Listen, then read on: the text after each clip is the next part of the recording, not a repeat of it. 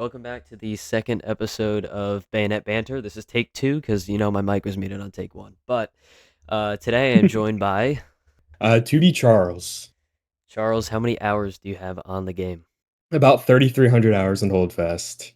That is quite a bit. Yep. Probably more than a lot of people watching, but it's definitely more than Yeah. me. So, um, but Slightly ashamed of it, but but no matter. we'll gain some valuable insight from you today. So, today we're just gonna be basically going over what it's like to line lead as an officer.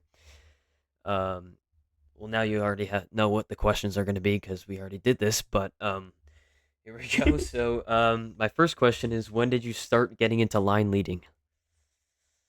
So I started line leading late 2020, early 2021 in the 87th, a small EU reg, now defunct. Rest in peace, Brawley. Gone but never forgotten.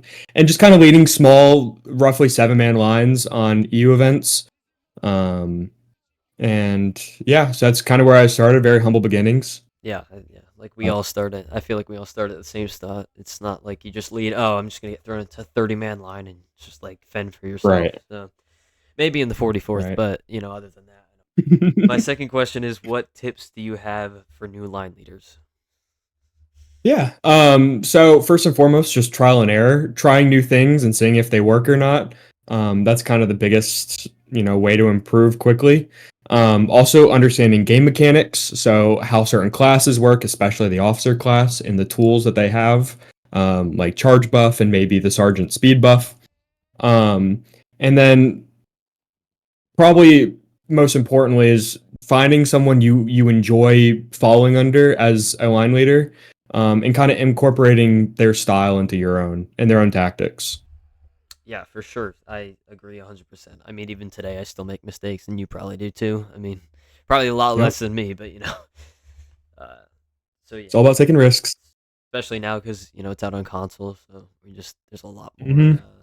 diversity within the lines now. So my third question is, what is your approach to leading a bigger line compared to a smaller one?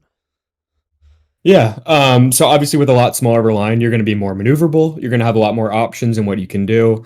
You can employ some spec ops tactics. So, already stealing, for instance, or kind of hard flanking maneuvers will be a lot easier with a smaller line. Bigger line will be more stationary, a lot harder to maneuver around. You're going to have to really think ahead of what you want to do and what the enemy is going to do because, you're going to have to react decisively.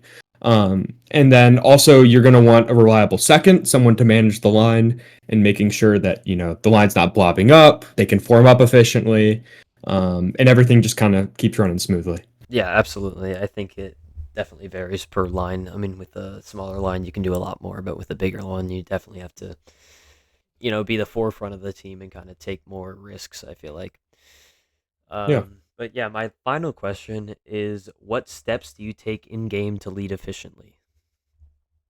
Yeah. So, setting expectations early with the line. So, that starts with not talking over the line leader when they're trying to communicate and making sure that the environment facilitates, and is very conducive to following orders and kind of listening. That's my own personal style. Obviously, you have regiments that lead in VoIP, with a more of a horde mentality, and that works perfectly fine. That's just not how I personally choose to lead. But with those expectations, also having the pieces in place and the people around you to enable that. So as I mentioned like earlier, having sergeants, XOs, for instance, have like having them manage the line as well alongside, and that lets you focus on what the enemy is doing as opposed to like what your line is doing. Where you don't have to really multitask that, and you can commit all of your mental energy towards leading. Right. Yeah, absolutely. I feel like, going back to the second question, I feel like trial and error comes with along with this question as well, Hmm. where it's like, Yeah. you have to just learn your way around, know the maps especially. I feel like Yep. once you play it once, then you should probably have a good, understanding of what happens. I mean, it might take a couple times, but other than that, I feel like you should have all the maps under your belt. Um, Yeah, that's a very important piece. Also, communicating with fellow line leaders as well, using officer VoIP or TeamSpeak. Just kind of coordinating. Even with your specials, with your skirmishers, your cav, your arty, about like what's going on, what do they see, and kind of playing together. And teamwork really does win battles. Yeah, absolutely.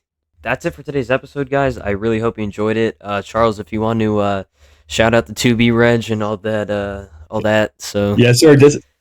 Discord.gg/2BHF. Second Boardborg Infantry Regiment. Join up, guys. Thank you so much for listening. we'd love to have you And guys thank here. you, See you Slary. guys in the next one. Yeah, of course. Thank you, Charles. Have a good one.